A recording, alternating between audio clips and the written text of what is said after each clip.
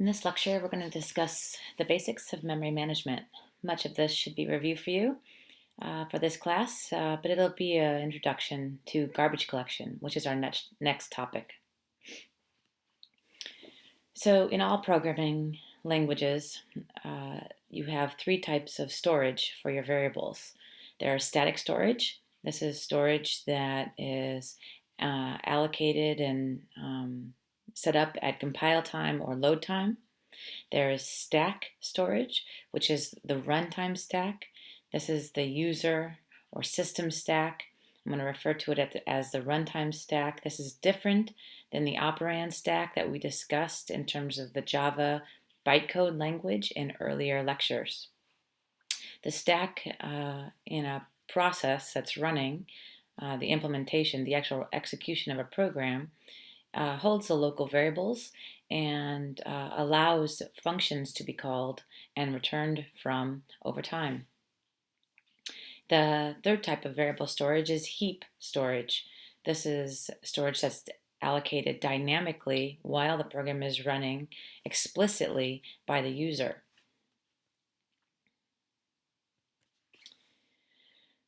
Of these three types of storage, the static storage is primarily used for global storage. Different programming languages do different things with globals, but most languages have a way for variables to be declared outside of any function or class, that is, to be in the outermost scope of the program. And again, just as a review, scope is the set of statements that can access a particular variable. This types of storage, static storage, also dictates the lifetime of these variables, which is, in this case, the start of the program to the end of the program. So as a program is read in from a file and loaded into memory and becomes a process, that is, the CPU and the operating system consider it an executing program and allocate resources to it so it can execute. When that happens, this static storage is allocated as part of the program and it's cleaned up as the program exits. It's good practice, of course, to use globals, this type of storage, globals and static storage, sparingly. If you do use it, you should try to make those variables constant if you can. This storage is segmented in the read-only and the read-write segments of the process virtual address space when a program is loaded into memory for execution. Locals, local variables, these can include parameters and variables that are declared within a function, are stored using the runtime stack. The scope of these variables are the set of statements that are in the function in which the variable is declared, and the lifetime of these variables is from the start of a function invocation to when the function in which they're declared it returns.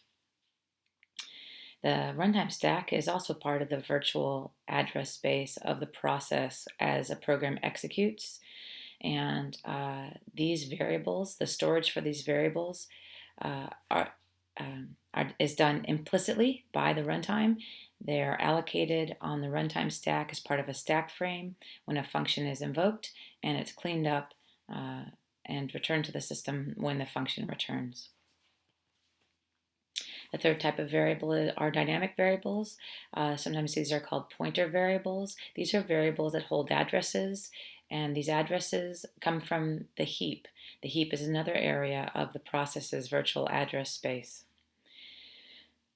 These are variables that hold addresses in the heap that is allocated explicitly by the programmer. Explicit allocation is done with a statement in the language.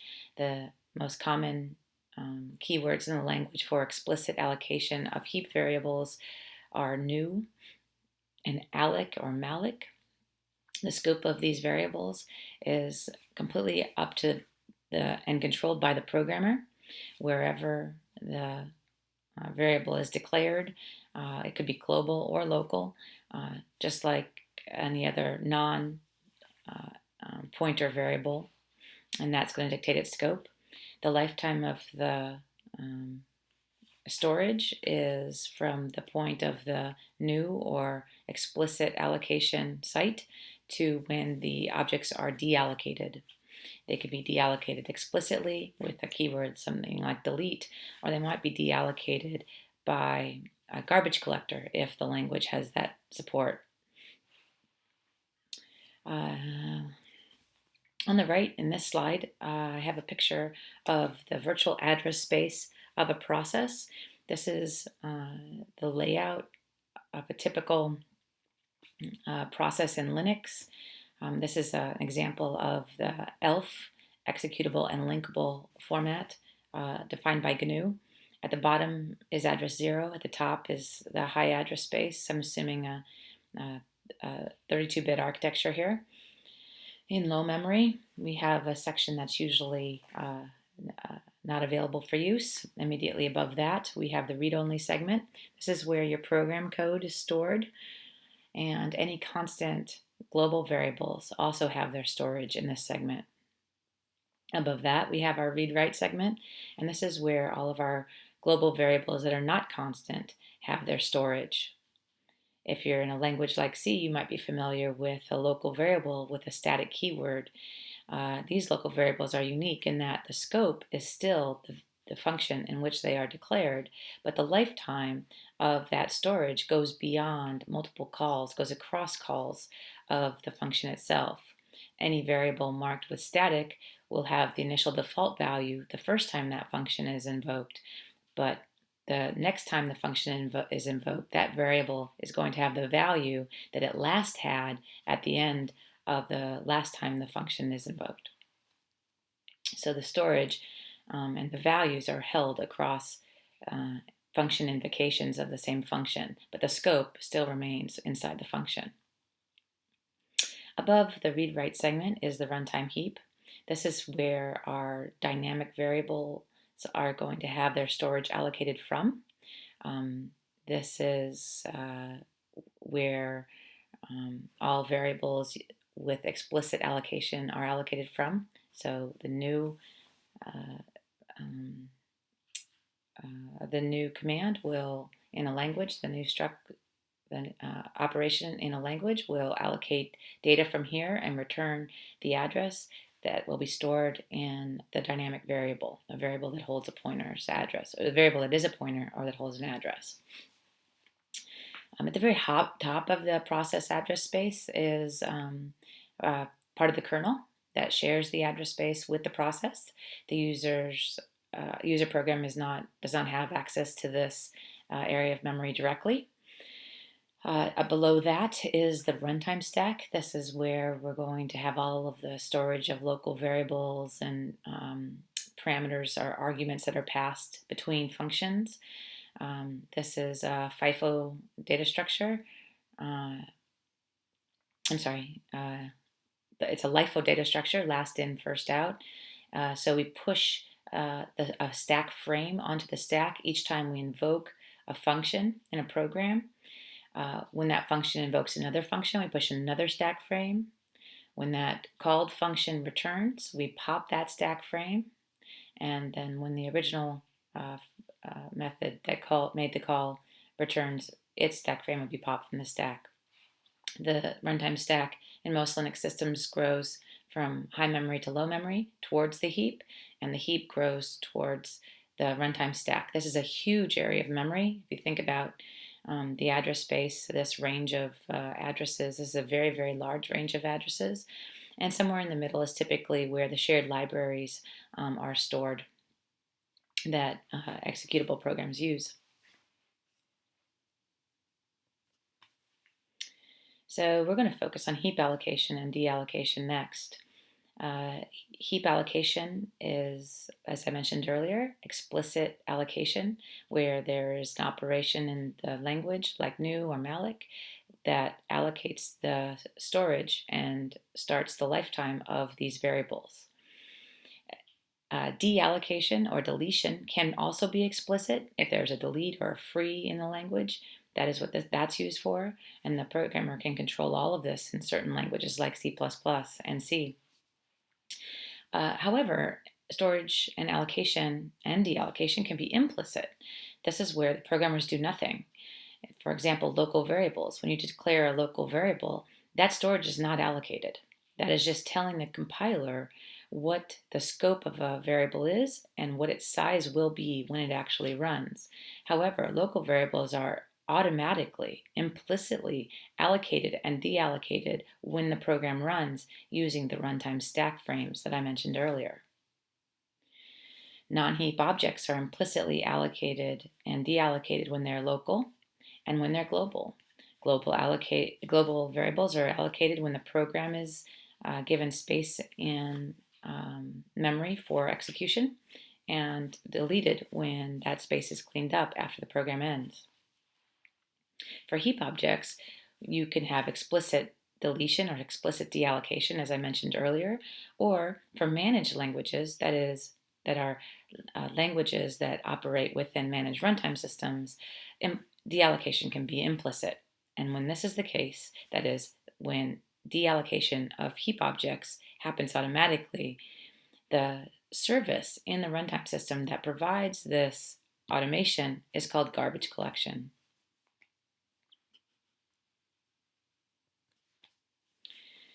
Garbage collection addresses many of the failures that are associated with explicitly deallocated memory.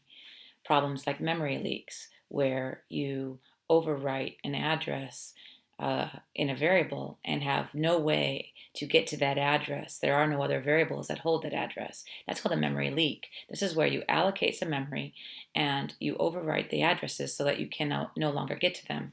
And that space, it cannot be deleted, it cannot be accessed, so that memory has leaked the system. This can be really bad in systems programs, and it is considered a bug and should be. Dangling pointers are another big failure in explicitly deallocated memory. Really hard for programmers to deal with. This is where you allocate memory and free it in one part of the program, and then use that address after it's been deleted, potentially through another variable, most commonly through other variables. Other problems with explicitly deallocated memory is you may not deallocate it and run out of memory when you really have lots of garbage in the system. Garbage is another way of thinking about garbage is memory leaked data. Any data that cannot be reached by the program anymore because there are no references to it in the program is a leak, and you can just run out of memory if you have leaked lots of memory and haven't cleaned it up. Just memory management in general is just really challenging for programmers to deal with. The errors might occur under certain circumstances, but not in others. They might be time dependent. They may not be repeatable. It's very hard to get these right, and it's really hard to remember when you have complex programs what part of the program is responsible for deallocating memory, and which part is not. When you add multi-threading and multiprocessing, this situation only gets worse, and debugging is so hard that there's entire tool sets and new technologies that have emerged to try to help developers debug their programs, and in particular their memory management problems. Tools like Purify. Garbage collection solves explicit deallocation problems by automating the deallocation process. It tracks every piece of data that the program cannot reach and eventually gets rid of it. This automation requires work at runtime, so there's going to be more complexity introduced into the runtime system as well as overhead. Garbage collection is not the solution to every problem, but it is required for managed languages for which you need, isolation and protection of the host system. So programs that are transferred over the internet that you're executing and you didn't write yourself have to be trustworthy. And because there may be problems or bugs or actual intentional security violations within programs, we require runtime systems that sandbox languages, programs that run to protect the host system. Garbage collection is one mechanism that enables the sandboxing to happen by ensuring that programs don't access arbitrary locations in memory, and that they ensure that their memory is cleaned up when it's no longer being used. Garbage collection, again, is not the solution to every problem, but it does reduce the number of bugs and it increases programmer productivity significantly. However, it has to be thought of as an integral piece of the system and not as an afterthought. And in some cases, it might even improve performance. By the end of this class, you should be able to tell me how garbage collection might improve performance over explicit deallocation by a programmer. Some basic terminology that we start with are as follows. The collector is the memory manager. In some cases, the memory manager runs when you're out of memory, and it goes and tries to reclaim memory for the program. This means that it should not allocate memory, right? It has to be a service in the system that can operate when memory is short or when memory is no longer available to be allocated. The mutator is the user program. It's called the mutator because it can change and allocate memory. It does so through its data structures, manipulation of its data structures. The term stop the world collector defines collectors that stop all mutators in order to perform GC. This is a very simple approach to garbage collection, but also very effective. And it allows the two operations to be kept separate from each other, collection and program execution. This doesn't mean that the garbage collector operates on a single thread. It can operate on lots of threads. Next, we have to reason about the way a program accesses memory if we're going to figure out how to automate the process of collecting memory. So the first thing you need to know is how the program gets to those addresses. Where are variables that hold addresses stored? Variable values can be in registers, physical registers in the CPU, because that's where the operations are going to take place ultimately by the CPU. They can be in the program stack in memory. This is where the function stack frames are located that holds our local variables, holds temporary variables, and so our variables can have addresses on the runtime stack.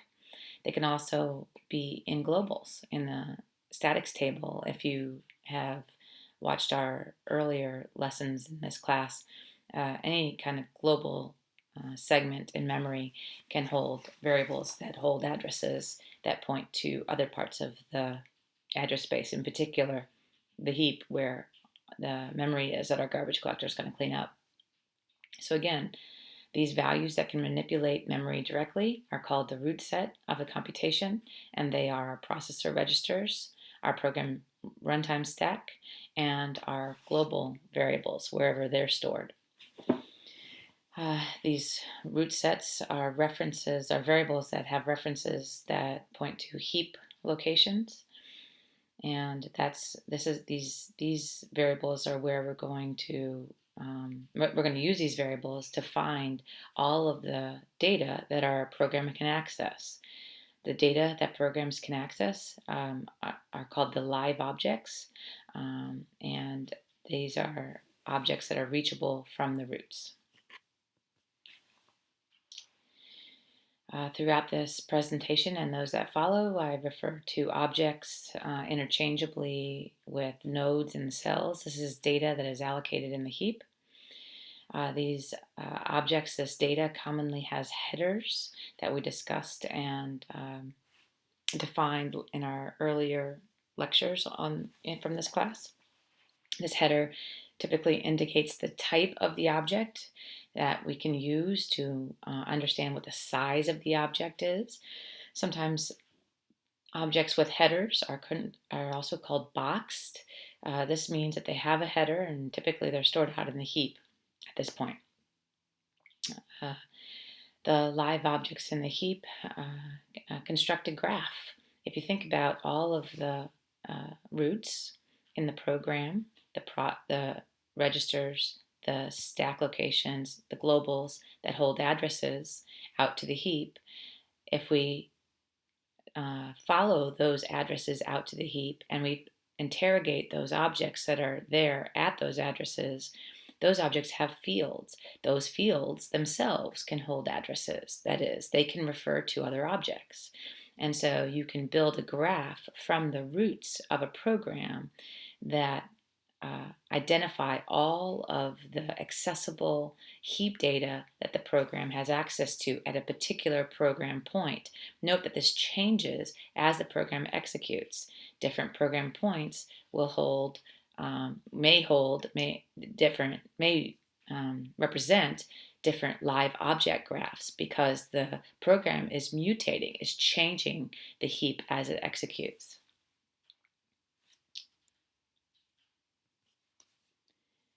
Here's just a brief example of how garbage collection works in a managed language. In this case, we're considering Java.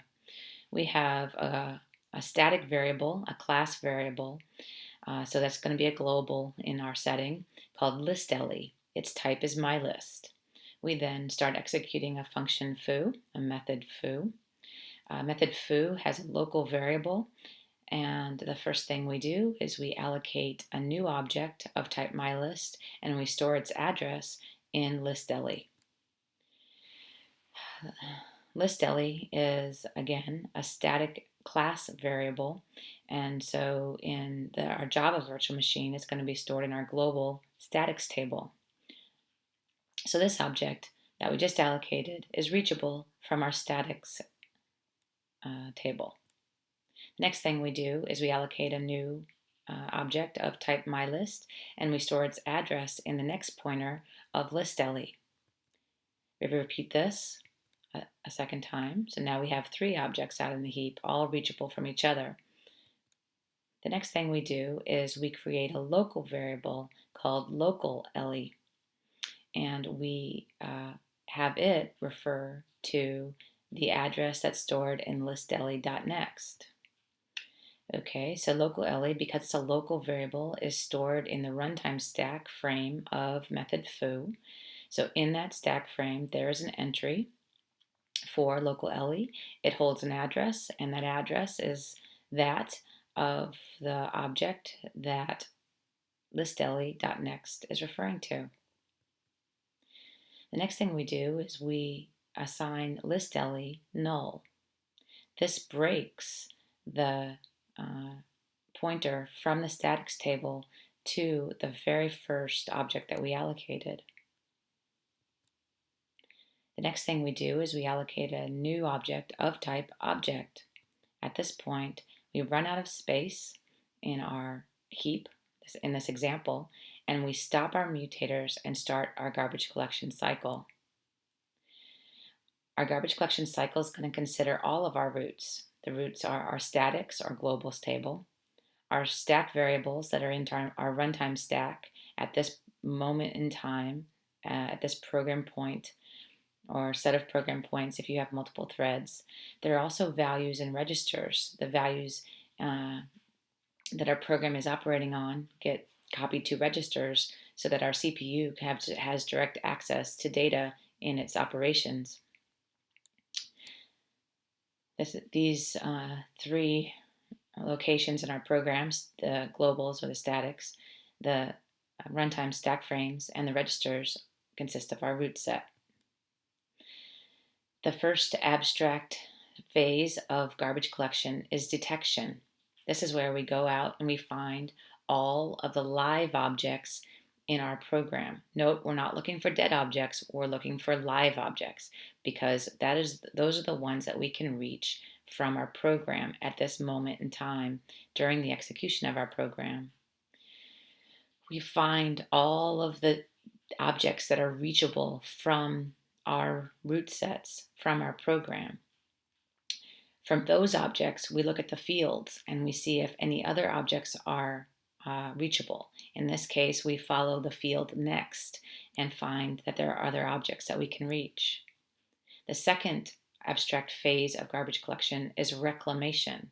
In this case, once we've found all of the objects that are reachable from our program, that is, all of the objects that are live, we can then reclaim the ones that aren't live, those that are dead.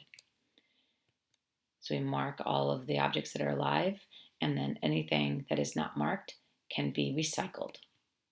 At that point, we allocate the space for the new object that was when we ran out of memory in our program, and we return the address to that call, and we restart the mutators, and the program proceeds. The first thing we have to do in any garbage collector is detect the data that is live. There are two ways to do that. You can determine liveness indirectly or directly.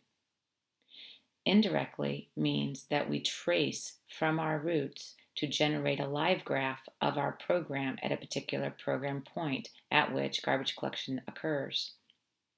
We start with all of our roots and we visit all of the objects that are reachable from those roots. Note that some of those roots will have scalar values in them, the non-object values. We don't chase those. We only follow the roots that have addresses out to the heap, to objects.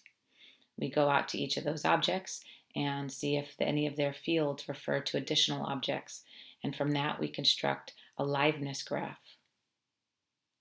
An alternative way of detecting liveness of objects at a particular program point is to keep a record with each object out in the heap and to store in that record a count.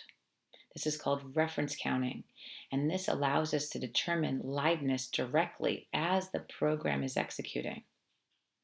So what we do, again, in the header of the object, we store a reference count in addition to other things that we've used the header for. But this reference count is a count of the number of references associated with that object at that particular moment in time. We have to keep this count up to date. That means every time we move a reference away, as we reassign a pointer that was once pointing to this object, we need to decrement the reference count. And every time we assign a new reference, a new variable of a pointer type to this object, we increment the reference count. Notice we have to keep this consistent across method calls. If we pass in a variable of a reference type to a function, such that a parameter is now going to alias that object, we have to increment the reference count upon invocation and decrement it upon return from the function call.